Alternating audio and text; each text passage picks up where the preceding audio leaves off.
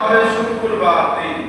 সেই শুক্রবার দিনটা কবে হবে, কোন মাসে হবে, কোন সময় হবে সেটা তিনি বলে যাননি। তবে মুহররম মাসের 10 তারিখ আশুরার দিন একটা হাদিসে এমন আছে যে সেটা মুহররম মাস আশুরার দিন হবে, শুক্রবার হবে। বাকি কোন বছরে হবে, কবে হবে সেটা বিশ্বনবী সাল্লাল্লাহু আলাইহি ওয়াসাল্লাম বলে যাননি। তবে বিশ্বনবী সাল্লাল্লাহু আলাইহি ওয়াসাল্লাম কিয়ামত হওয়ার আগে কিছু আলামত তিনি বলে গেছেন। যে কিয়ামত হওয়ার আগে কিছু আলামত ঘটবে, যেগুলো দেখার পরে তোমরা বুঝতে পারবে যে কিয়ামত আর খুব বেশি দেরি নয়। এই কথা বলতে যে বিশ্বনবী সাল্লাল্লাহু আলাইহি ওয়াসাল্লাম সাহাবা কিরামদের সামনে দুইটি আঙুল উঁচু করে দেখিয়েছিলেন।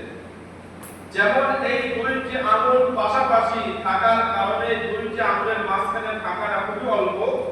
রাসূল পাক সাল্লাল্লাহু আলাইহি ওয়াসাল্লাম এটাই বোঝাতে চাইলেন যে আমি এবং কিয়ামত হলো ঠিক এমন পাশাপাশি। আমি এবং কিয়ামত হলো পাশাপাশি। বিশ্বনবী সাল্লাল্লাহু আলাইহি ওয়াসাল্লাম বললেন যে আমি দুনিয়াতে আসা কিয়ামতের একটা আলামত, এবং আমি দুনিয়া থেকে বিদায় নেওয়া এটাও কিয়ামতের একটা আলামত। কেন? বিশ্বনবী সাল্লাল্লাহু আলাইহি ওয়াসাল্লাম বলেছেন আনা খাতামান নবীয়্যিন, যে আমি হলাম শেষ নবী, আমার পরে আর কোনো নবী দুনিয়াতে আসবে না। তো রাসূল যদি শেষ নবী হয়ে থাকে তাহলে অবশ্যই আমাদের বুঝতে বাকি নেই যে কিয়ামত খুবই কাছাকাছি। বিশ্বনবী হলেন শেষ নবী, নবীর পরে তার কোনো নবী নেই, আমাদের পরে আর কোনো উম্মত নেই। তাহলে আমাদের বুঝতে হবে যে আমাদের মাঝে কিয়ামত আর আমাদের মাঝে আর খুব বেশি দেরি নেই। বিশ্বনবী সাল্লাল্লাহু আলাইহি ওয়াসাল্লামের আগমন, তার বিদায়টাই হলো কিয়ামতের একটা বড় আলামত। এছাড়াও বিশ্বনবী সাল্লাল্লাহু আলাইহি ওয়াসাল্লাম বহু আলামতের কথা বলেছেন। মুফাসসিরিন মুহাদ্দিসিনগণ এই আলামতগুলোকে দুই ভাগে ভাগ করেছেন। একটি হলো আলামাতে সুগরা আর একটি হলো আলামাতে কুবরা। আলামাতে সুগরা বলা হয় ছোট আলামতকে, আলামাতে কুবরা বলা হয় বড় আলামতকে। এই দুইটি ভাগে ভাগ করার পরে আলামাতে কুবরা অর্থাৎ বড় আলামত মুফাসসিরিন মুহাদ্দিসিনগণ হাদিস পাক থেকে গুনে গুনে বার করেছেন, সেটি হলো 10টি। বড় আলামত হলো 10টি। আর আলামাতে সুগরা অর্থাৎ ছোট আলামত মুফাসসিরিন মুহাদ্দিসিনগণ হিসাব করে বলেছেন 131টি। এই 131টি ছোট আলামতের ভিতরে ইতিপূর্বে 82টি আলামত রাসূল পাক সাল্লাল্লাহু আলাইহি ওয়াসাল্লামের পর থেকে এই পর্যন্ত 82টি ছোট আলামত ঘটে গেছে।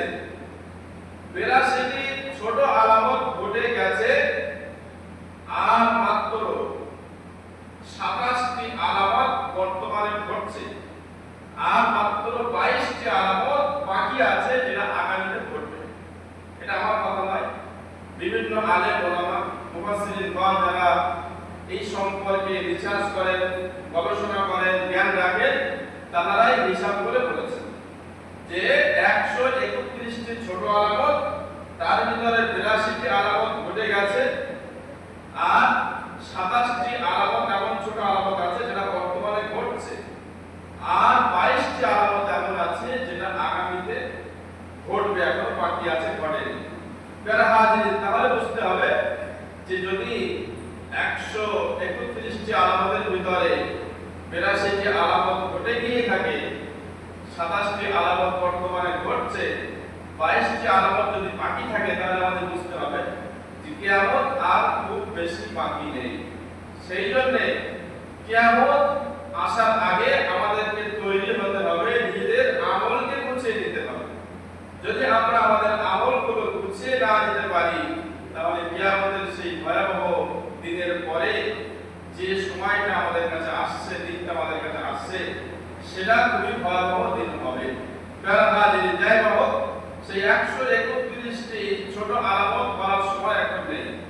আমি মাত্র 10টি যে বড় আলামত, সেই বড় আলামতগুলো আমি একটু বলছি, একে একে বলে নিই। বিশ্বনবী সাল্লাল্লাহু আলাইহি ওয়াসাল্লাম বলেছেন কিয়ামতের আগে বড় 10টি আলামত ঘটবে। বিশ্বনবী সাল্লাল্লাহু আলাইহি ওয়াসাল্লাম একদিন সাহাবাদেরকে দেখলেন যে তারা বসে বসে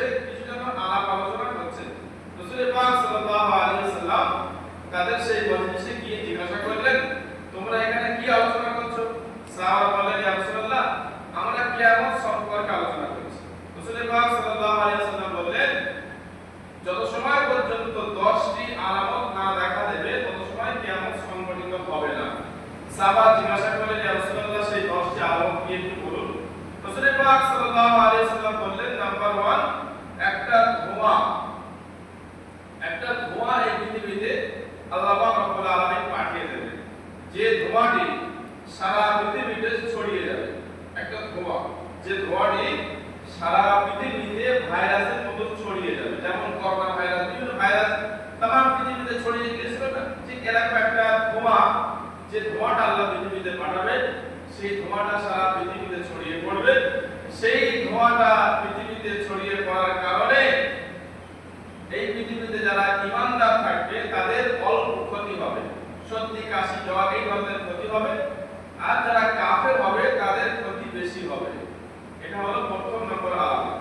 দ্বিতীয় নম্বর আলামত বিশ্বনবী সাল্লাল্লাহু আলাইহি ওয়াসাল্লাম বললেন যে কানা দাজ্জালের আবির্ভাব হবে। কানা দাজ্জাল একটা পশু বলেন আর মানুষ বলেন, একটা জন্তু বা হবে, যেটাকে হাদিসের পরিভাষায় বলা হয় কানা দাজ্জাল। কেন? তার একটা চোখ হবে কানা আর একটা চোখ দিয়ে সে দেখবে। বিশ্বনবী সাল্লাল্লাহু আলাইহি ওয়াসাল্লাম বলেছেন যে তোমরা দাজ্জালের ফিতনা থেকে খুব সাবধান থেকো। পৃথিবীর শুরু থেকে নবী পর্যন্ত যত নবী রাসূল দুনিয়াতে এসেছেন, সমস্ত নবীরাই তাদের উম্মতদেরকে এই কানা দাজ্জাল থেকে সজাগ করেছেন, সাবধান করেছেন। কারণ দাজ্জালের ফিতনা খুবই ভয়াবহ ফিতনা। শুধু কয়েকটা কথা বলি যে দাজ্জালের ফিতনা আমাদের জন্য ভয়াবহ কেন। এই দাজ্জালকে আল্লাহ রাব্বুল আলামিন কিছু ক্ষমতা দান করবেন।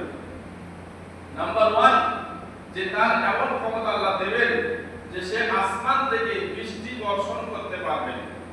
সেই দাজ্জাল যখন আসমানের মেঘকে হুকুম করবে বৃষ্টি বর্ষণ করো, সঙ্গে সঙ্গে সেই আসমান থেকে বৃষ্টি বর্ষণ শুরু হয়ে যাবে। দেখেন দাজ্জাল কবে আসবে সেটা তো আল্লাহু আলাম, কিন্তু দাজ্জাল আসার আগে দাজ্জালের অনেক অনুসারী, দাজ্জালকে যারা মানবে সেই রকম অনুসারী কিন্তু এখন তৈরি হয়ে গেছে। ছোট্ট করে একটা বলি, আপনারা অনেকেই সোশ্যাল মিডিয়ার মাধ্যমে জেনে থাকবেন যে পশ্চিমা দেশগুলোতে বেশিরভাগ দাজ্জালের অনুসারী হবে। তো সেখানকার বৈজ্ঞানিকরা একটা জিনিস আবিষ্কার করেছে, সেটা হলো যে আসমানে বা মেঘের উপরে উঠে সেখানে কোন একটি মেঘের উপরে কেমিক্যাল ছড়ালে পড়ে তারা সেই মেঘ থেকে বৃষ্টি বর্ষণ করতে পারে। যারা হাজিরা মনে করেন যে দাজ্জালের একটি ফিতনা। কেন? দাজ্জালকে আল্লাহ এই ক্ষমতা দান করবে যে দাজ্জাল মেঘকে হুকুম করার সাথে সাথে সেই মেঘ থেকে বৃষ্টি বর্ষণ করে। যারা হাজিরা, আমরা তো যদি ঈমান আমাদের কমজোর হয় তাহলে আমরা এই দৃশ্য দেখার সাথে সাথে কি বলবো যে হ্যাঁ অবশ্যই তুমি খোদা। কেন? দাজ্জাল নিজেকে খোদা বলে দাবি করবে, দাজ্জাল নিজেকে প্রভু, নিজেকে খোদা, নিজেকে আল্লাহ বলে দাবি করবে। তো যদি আমি আমার ঈমান কমজোর হয় তখন তার এই দৃশ্য দেখার সাথে সাথে তাকে মানতে পারবো। যদি আজকে আমরা এই ইহুদিদের এই সমস্ত বিষয়গুলো বিশ্বাস করি আর মেনে নিই, নিজেদের কালচার করে নিই, তাহলে দাজ্জালের এই ফিতনা দেখার পরে আমরা মানতে বাধ্য হয়ে যাব। যারা হাজির, সেই জন্য দাজ্জালের ফিতনা থেকে আমাদের সকলকে সজাগ থাকতে হবে, দাজ্জালের ফিতনা থেকে বাঁচতে হবে। দ্বিতীয় নম্বর, দাজ্জালকে আল্লাহ রাব্বুল আলামিন একটা ক্ষমতা দান করবেন, সেটা হলো দাজ্জাল মৃত ব্যক্তিকে জীবিত করতে পারবে। কেমন? আপনার কাছে এসে দাজ্জাল বলবে যে তুমি আমাকে খোদা বলে মেনে নাও। তো আমি তখন বলবো যে কেন তোমাকে আমি খোদা বলে মানবো? দাজ্জাল তখন বলবে তুমি মানবে না, দেখো তোমার আব্বা কোথায় আছে, তোমার আব্বা মারা গেছে তো? তুমি মারা গেছে। কোথায় কবর দিয়েছো? না ও কবরস্থানে কবর দিয়েছে। চলো তো সেই কবরস্থানে চলো। তোমার বাপ কবর থেকে উঠে বলবে আমি খোদা, আর তুমি মানবে না? চলো দেখো। তো দাজ্জালকে আল্লাহ ক্ষমতা দান করবে যে আপনার বাপের কবর কি, আপনার দাদার কবর কি, আপনার পরদাদার কবরে গিয়ে সে টাকার সাথে সাথে কবর থেকে একজন মানুষ দাঁড়িয়ে উঠবে, খাড়া হয়ে উঠবে। হাদিস পাকে এই হাদিসের ব্যাখ্যায় বলা হয় যে ওটা কোনো মানুষ নয়, ওটা ইবলিস শয়তান মানুষের আকৃতি নিয়ে, তার বাপের বা দাদার আকৃতি নিয়ে কবর থেকে ঠেলে উঠবে, উঠে দাজ্জালকে খোদা বলে মানবে। তো যখন ওই ব্যক্তি খোদা বলে মানছে দাজ্জালকে, তখন যদি আপনার ঈমান কমজোর হয় তো আপনিও তখন মানতে বাধ্য হয়ে যাবেন যে অবশ্যই তুমি খোদা। যারা হাজির, তো এইরকম দাজ্জালের যে ফিতনাগুলো আছে খুবই ভয়াবহ ফিতনা। বিশ্বনবী সাল্লাল্লাহু আলাইহি ওয়াসাল্লাম বলেছেন দাজ্জাল যদি আবির্ভাব হয় বা হয় আর তোমরা যদি শোনো যে দাজ্জাল বার হয়ে গেছে, তাহলে তোমরা দাজ্জালকে দেখার জন্য দাজ্জালের কাছে তোমরা যেও না। দাজ্জালকে দেখার জন্য তোমরা দাজ্জালের কাছে যেও না। কেন? তোমরাও দাজ্জালের ফিতনায় পতিত হতে পারো। সেই জন্য যে দাজ্জাল বার হচ্ছে তখন দেখেছে আমাদের একটা কৌতূহল আছে মানুষের, যে কোনো একটা কিছু শুনলে আমরা সেই জিনিসটা না দেখা পর্যন্ত আমাদের মনে কৌতূহল কি হয় না, বন্ধ হয় না, যে দেখতে হবে জিনিসটা কেমন, সে খারাপ হোক বা ভালো। তো রাসূল সেই জন্য আমাদের সজাগ করলেন, যদি তোমরা শোনো যে দাজ্জাল বার হচ্ছে, এখন আমরা শুনলাম যে আমেরিকায় দাজ্জাল বার হচ্ছে, কি মক্কায়, কি মদিনায়, কি অমুক জায়গায় দাজ্জাল বার হচ্ছে। তো রাসূল বলছে তোমরা যেন সেখানে দাজ্জালকে দেখার জন্য চলে যাবে না, বরং তোমরা নিজেদেরকে আত্মগোপন করে রাখো, যে দাজ্জাল তোমাদেরকে না দেখতে পারে। কেন? দাজ্জালের ফিতনা বড় ভয়ঙ্কর ফিতনা, তোমরা দাজ্জালকে দেখার সাথে সাথে দাজ্জালের ফিতনায় পতিত হতে পারো। সেই জন্য দাজ্জালের ফিতনা থেকে আমাদের বাঁচতে হবে। বিশ্বনবী সাল্লাল্লাহু আলাইহি ওয়াসাল্লাম দাজ্জালের ফিতনা থেকে বাঁচার জন্য একটা আমল আমাদের শিখিয়ে দিয়ে গেছেন, সেটি হলো যে কোরআন শরীফের সূরাতুল কাহাফ। কোরআন শরীফের সূরাতুল কাহাফ যে সূরাটি 15 পারা থেকে শুরু হয়, 16 পারা থেকে শেষ হচ্ছে, এই সূরাটি রাসূল পাক সাল্লাল্লাহু আলাইহি ওয়াসাল্লাম বেশি বেশি তেলাওয়াত করতে বলেছেন। বিশেষ ভাবে জুম্মার দিনে সূরাতুল কাহাফ তেলাওয়াত করার বিশেষ ফজিলত রয়েছে।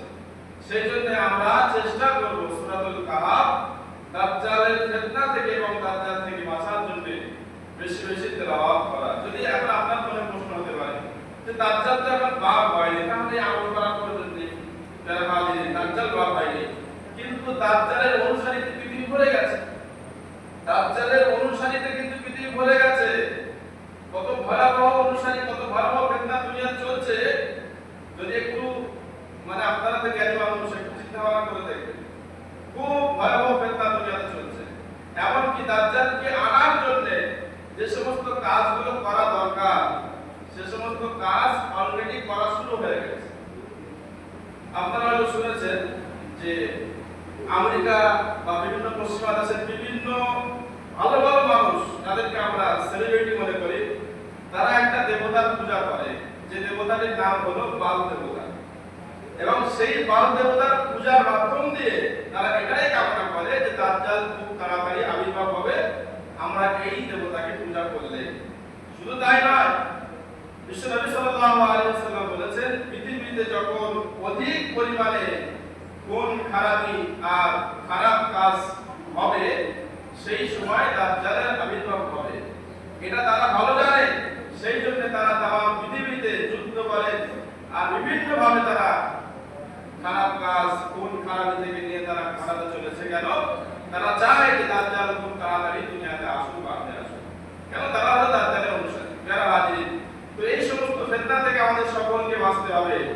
দাজ্জাল কবে আসবে সে চিন্তা বাদ দিয়ে এখন যে দাজ্জালগুলো দুনিয়াতে আছে, এখন যে দাজ্জালগুলো তাদের ফিতনা দুনিয়াতে ছড়াচ্ছে, তাদের ফিতনা থেকে আমাদের বাঁচতে হবে।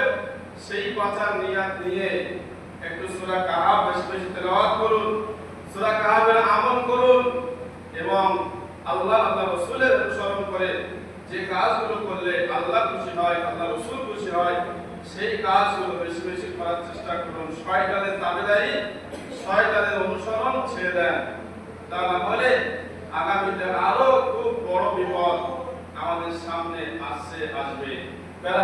সেই বিপদ থেকে আমাদের সকলকে বাঁচতে হবে। যাই হোক, কিয়ামত সম্পর্কিত আরো আলোচনা এখনো বাকি রয়েছে। 10টি আলামতের ভিতরে মাত্র 2টি বলেছি, বাকি আরো 8টি আলামত আছে।